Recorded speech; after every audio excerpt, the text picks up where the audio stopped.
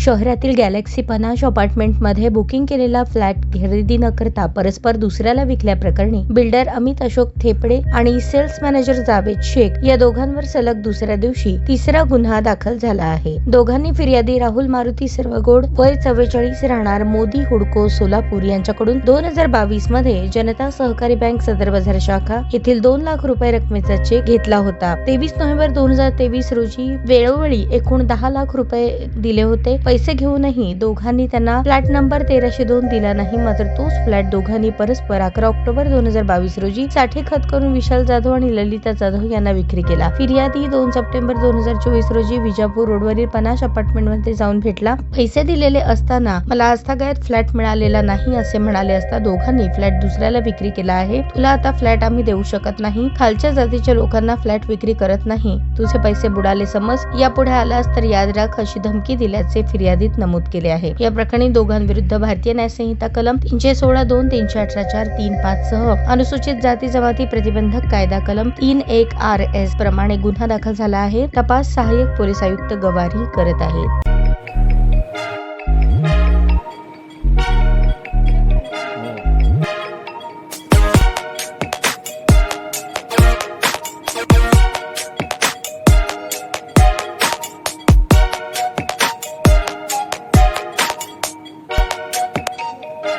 सोलापूर शहरातील सुप्रसिद्ध हॉस्पिटल म्हणजे सेंट्रल मल्टी स्पेशालिटी हॉस्पिटल मागील अनेक वर्षापासून सेवा बजावत आहे। 24 तास इमर्जन्सी सर्व्हिस, मॉडर्न टेक्नॉलॉजी, अनुभवी डॉक्टर्स तसेच अत्याधुनिक तंत्रज्ञान सुविधांनी सुसज्ज स्त्रीरोग प्रसूती विभाग, ऑर्थोपेडिक विभाग, मेडिकल विभाग आणि इतर एकमेव नाव म्हणजे सेंट्रल मल्टी स्पेशालिटी हॉस्पिटल। पत्ता गणेशपेठ शॉपिंग सेंटर, मंगळवार बाजार, सोलापूर।